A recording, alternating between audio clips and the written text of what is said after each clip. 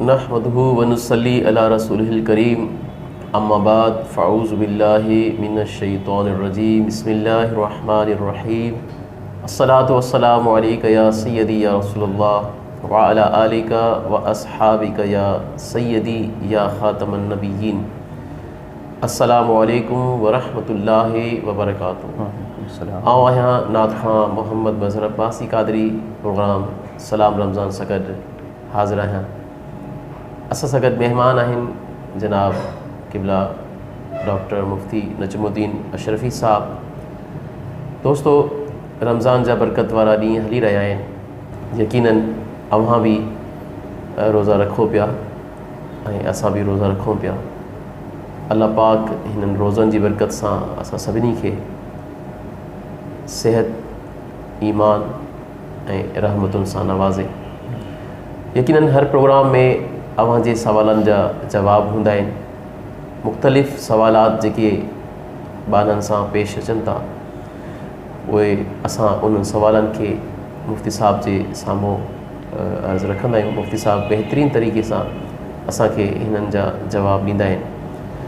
सो हलो था मुफ्ती साहब जी तरफ़। अस्सलामु अलैकुम मुफ्ती साहब। वालेकुम सलाम व रहमतुल्लाहि व बरकातुहू। कीअं आहियो? ठीकु आहियो? जी मज़हर भाई अल्हम्दुलिल्लाह, अल्लाह जा एहसान। वॾी महिरबानी अव्हां प्रोग्राम में आया। हर प्रोग्राम जीअं हिन भेरे बि अव्हां महिरबानी फरमाई। महिरबानी। कीअं पिया हलनि रोज़ा मुफ्ती साहब? अल्हम्दुलिल्लाह, अल्लाह जा एहसान बहितरीन। माशाल्लाह माशाल्लाह माशाल्लाह।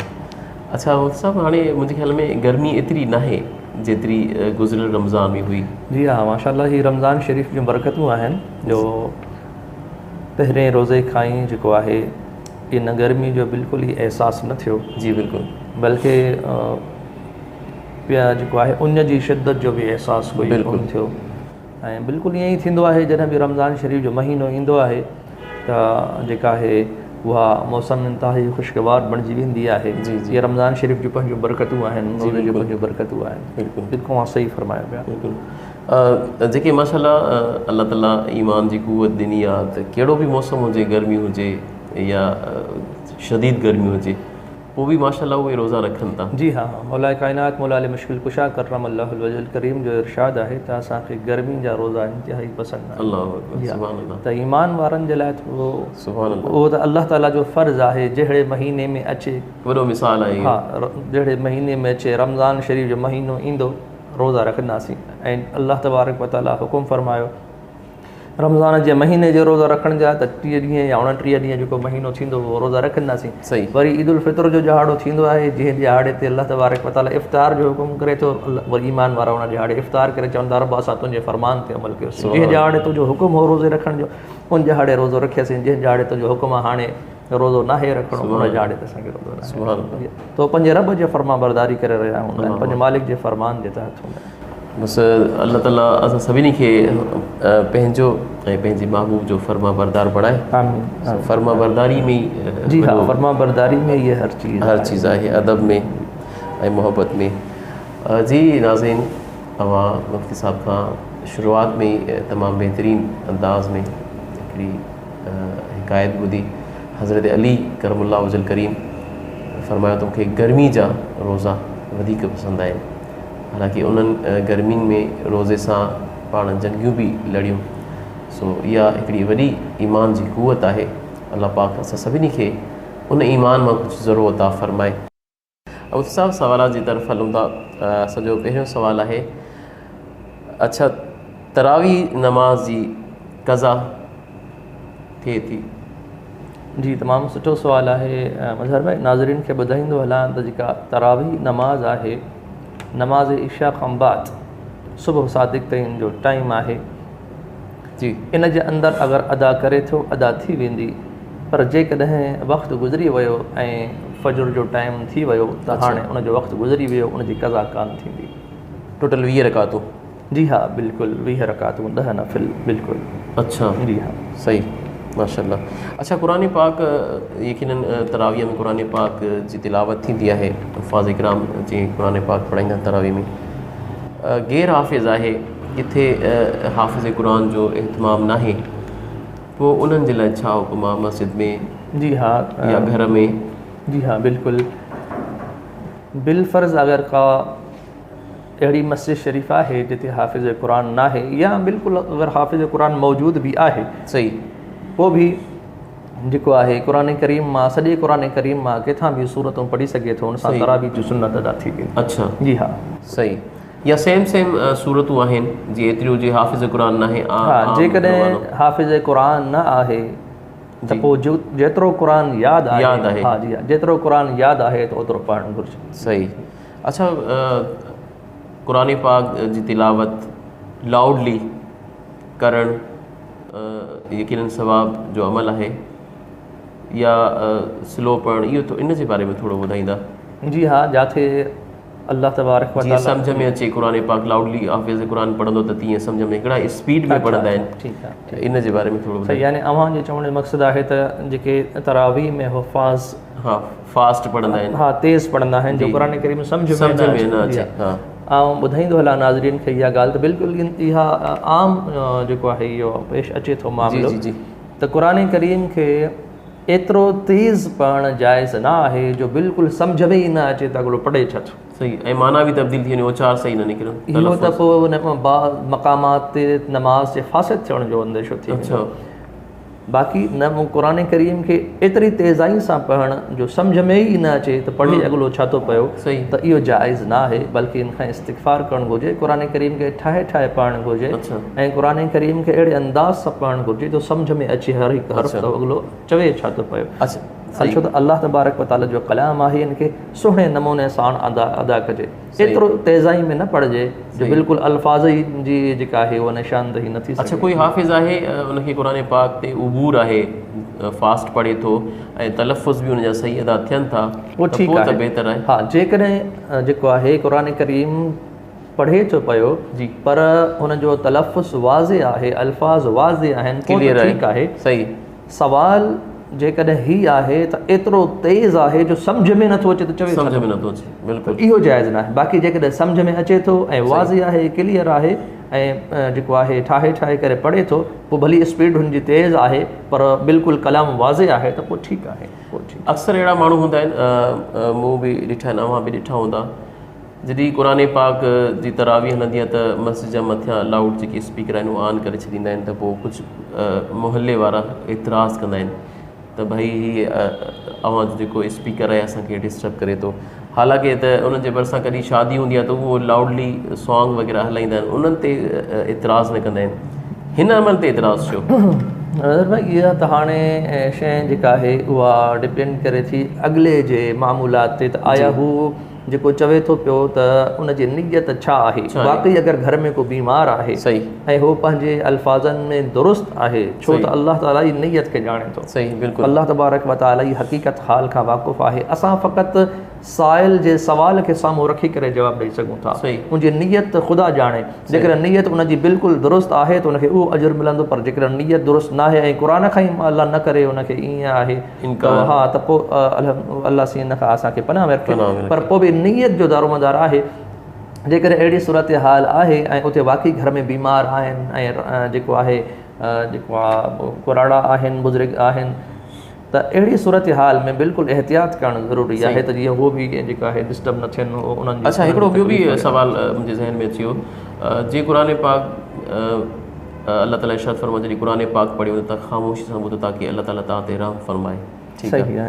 हाणे लाउड में स्पीकर में या हुफ़ाज़ किराम जेके आहिनि, एतिराफ़ में माण्हू आहिनि, उहे आवाज़ ॿुधनि बि था, पोइ बि उहे पंहिंजे गुफ़्तगू में लॻा पिया आहिनि या टीवी ते हले थो, या इहो हिन जे बारे में एहतियात इन में ई आहे त जेको आहे क़ुरान करीम जी ताज़ीम कई वञे। मस्जिद जे अंदरि अगरि लाउड स्पीकर्स आहिनि, सही, ऐं मस्जिद वॾी आहे, कुशादा आहे ऐं उन जे अंदरि लाउड स्पीकर्स लॻल आहिनि त उहे सफिशिएंट आहिनि, सही, ऐं मथां लाउड स्पीकर्स खे ख़ौम खां बुलंद आवाज़ में, तेज़ आवाज़ में एतिरो खोले छॾणु जो जेको आहे घरनि जे अंदरि या ॿाहिरि जेको आहे उहो माण्हुनि खे जेका परेशानी थिए थी ऐं उन ते वरी पोइ बाद में उहे एतिराज़ बि कनि था, त इहे न करणु घुरिजे। सही, अच्छा, सही आहे। अच्छा, ॿियो मुफ़्ती हिकिड़ो सुवालु आहे अव्हां खां, पाड़े में मस्जिद जी, पाड़े जी मस्जिद आहे जेका मोहल्ले जी मस्जिद आहे, उन में तरावियां पढ़े, अगरि उहो छॾे करे वरी के ॿिए मोहल्ले में तरावियां पढ़े थो, इन में को हर्ज त न आहे? मज़हर भाई, अव्हां जे तवसुल सां नाज़रीन खे ॿुधाईंदो हलां त जेका जमायत सां मस्जिद शरीफ़ में तरावीह पढ़णु आहे इहा सुन्नत मुअक्कदा अलल किफ़ाया आहे। जेकॾहिं पाड़े जा बाज़ माण्हू मस्जिद में पढ़नि था सही ऐं उन्हनि मां बाज़ माण्हू कंहिं ॿिए महले जी मस्जिद में वञी पढ़नि था त हर्ज न आहे। सही पर जेकॾहिं पाड़े वारा ॿिए महले में वञी करे मस्जिद में पढ़नि था ऐं पंहिंजी मस्जिद जे अंदरि को बि तरावीह पढ़ण वारो न आहे त सभु गुनाहगार थींदा। अच्छा पर जेकॾहिं कुझु पढ़ण वारा आहिनि ऐं कुझु ॿिए हंधि पढ़नि था त इन में हर्ज न आहे। पर बहितर ई आहे त पंहिंजे पाड़े जी मस्जिद में अदा कजे त जीअं जमायत कसीर थिए तरावीह जी। अच्छा हा जी ऐं मस्जिद शरीफ़ उहा भरिजे, इहा वधीक बहितर आहे। सही माशाल्लाह। जी नाज़रीन, अवां ॿुधो त जेका तरावी नमाज़ आहे उहा सुन्नत आहे यकीनन ऐं सवाब आहे। सो मुफ़्ती साहब फरमायो त जेके मुहल्ले जी मस्जिद आहे उन में चंद माण्हू पढ़नि था ऐं चंद माण्हू ॿिए मुहल्ले में पढ़नि था त को उन ते फ़र्क़ु नथो पवे। सो अल्लाह ताला असां सभिनी खे तरावीह नमाज़ जी बि पढ़ण जी तौफ़ीक़ अता फ़रमाए। मुफ़्ती साहब, इशा नमाज़ खां अॻु में अगरि कोई तरावीह पढ़णु चाहे त पढ़ी सघे थो? जी मज़र भाई, ऐं नाज़रीन खे ॿुधाईंदो हलां तरावीह जे हवाले सां त अगरि को माण्हू इशा नमाज़ खां अवल जी तरावीह पढ़े थो त उनजी तरावीह न थींदी छाकाणि त जेको तरावीह जो वक़्तु आहे उहो इशा नमाज़ जे फ़र्ज़नि जे अदा करण खां बाद जी हा फ़र्ज़नि जे अदा करण खां बाद जेको आहे उहो सुबुह सादिक़ ताईं आहे। जेकॾहिं इशा जी अञा फ़राइज़ अदा न थिया आहिनि त उनखां पहिरियां को तरावीह नथो पढ़ी सघे। अच्छा जी हा, त सभ खां पहिरियां इशा नमाज़ जा फ़राइज़ आहिनि, ठीकु, उहे अदा करणु लाज़मी आहिनि। सही। हा, अगरि वितुर खे मुअख़र करे थो जी आम तौर ते जेको आहे मसाजिद में हूंदो आहे त फ़र्ज़ अदा कंदा आहिनि, पोइ बरकातु सुन्नत बरकातु नफ़िल अदा कंदा आहिनि, उनखां पोइ तरावीह जी सुन्नत अदा कंदा आहिनि, उनखां बाद आख़िर में वितुर ऐं नफ़िल अदा कंदा आहिनि। सही। त इहो ई बहितर आहे। ऐं जेको अगरि को माण्हू आहे जेको इशा जी नमाज़ खां पहिरियां ई मग़रिब खां बाद तरावीह पढ़ी थो छॾे त उनजी तरावीह न थी, नफ़िल त थी वियो, तरावीह न थी। अच्छा, अगरि घर में एहतमाम आहे इहे जीअं मस्जिद फर्ज़ आहे उते तरावीह नथियूं थियनि त इशा जी नमाज़ जी आज़ान आई, ठीकु आहे, उन घर में ई फ़र्ज़ पढ़ी करे ऐं घर में तरावीह स्टार्ट कयूं, ठीकु आहे। ऐं इहो ॿुधाईंदो हलां इन सवाल जे एतबार सां नाज़रीन खे त अगरि को माण्हू घर जे अंदरि तरावीह पढ़े थो जी त उनजी तरावीह जी सुन्नत अदा थी वेंदी मगर उनखे जमायत जो सवाब खां महरूम रहिजी वेंदो। सही। मस्जिद शरीफ़ में जेका तरावीह थी वेंदी, तरावीह थी वेंदी, जमायत जे सवाब खां उहो महरूम रहंदो, बाक़ी तरावीह उनजी अदा थी वेंदी। अच्छा जी। अच्छा, औरतूं तरावीह नमाज़ घर में अदा करे सघनि थियूं? हा, औरतूं जेके आहिनि अगरि तरावीह नमाज़ पढ़णु चाहिनि घर में त उन्हनि खे तन्हा अकेलो पढ़णु घुरिजे, जमात जी सूरत में न पढ़णु घुरिजे। अच्छा। हा, उन सूरत में जमात जी सूरत में न पढ़णु घुरिजे जंहिं सूरत में जेका आहे जमायत फ़क़ति औरतुनि जी हुजे, फ़क़ति औरतुनि ऐं इमाम औरत बणिजे, उन सूरत में। सही। बाक़ी अगरि घर जो कोई फ़र्द आहे, वालिद आहे, उन सूरत में त ठीकु आहे, इमाम थी सघे थो, बिल्कुलु उनजी इक़्तिदा में औरतूं पढ़ी सघनि थियूं। बल्कि जेका आहे औरत खे जी इमामत जेका आहे उहा मकरूह आहे, उहा औरत इमामत नथी करे सघे। न, औरत इमामत नथी करे, भले मुक़्तदी औरतूं हुजनि पुठियां, त बि नथी, न औरत इमामत मर्द ते, इमामत जेका आहे उहा मर्द कंदो, मुक़्तदी भले औरतूं थी सघे। हा, मुक़्तदी औरत थी सघे थी भई। बाक़ी जेको आहे अगरि घर जी ॻाल्हि आहे उन में औरत खे अकेलो पढ़णु घुरिजे जेकॾहिं अहिड़ी सूरत हाल। अच्छा, हिकिड़ो ॿियो बि सुवालु आहे नमाज़ जे हवाले सां, जमात जे हवाले सां। अगरि कोई पंहिंजो हिकिड़ो जीअं सिंधी में चवंदा आहिनि वेड़ो हूंदो आहे, हिकिड़ी फैमिली मेंबर त काफ़ी 8-10 घर हूंदा आहिनि, उहो सॼो हुननि जो सहन बि हूंदो आहे ऐं पोइ नंढी घर में मस्जिद बि हूंदी आहे। अमूमन अवां ॾिठो हूंदो ऐं असां बि ॾिठो आहे त पोइ उते घर जी मस्जिद आहे, पोइ पंहिंजो जेको घर जो फ़र्द आहे उहो वॾो उते इमामत कराए थो, ॿाहिरि नथो पढ़े, उहो इमामत करे थो, पोयां हुनजे सॼी फैमिली पूरो ख़ानदान मिट माइट जेके अज़ीज़ क़रीब आहिनि ठीकु आहे, उहे इमामत हुनजी में नमाज़ पढ़नि था, हुनजी नमाज़ बि थी वेंदी। जी, मां सम्झो ॻाल्हि, बिल्कुलु पढ़ी सघनि था, नमाज़ थी वेंदी। हा, बिल्कुलु नमाज़ थी वेंदी। सही। यानी हुनखे ॿाहिरि वञण जी पोइ फिर ज़रूरत न आहे। बिल्कुलु, अगरि जमायत जी सूरत में पढ़नि था, तरावी पढ़नि था ऐं घर जो फ़र्ज़ आहे या आम 5 नमाज़ूं फ़र्ज़ आहिनि उहे पढ़नि था, उनजे बारे में थोरो सवाल। मस्जिद जेका मस्जिद बैत आहे जी, ان میں نوافل وغیرہ ادا کرے یا تراویح وغیرہ ادا کرے تو باقی जेके فرائض فرائض ہیں وہ محلے جی مسجد میں ادا کرے. اچھا ہاں باہر محلے جی مسجد میں ادا کرے. صحیح بہتر ماشاء اللہ.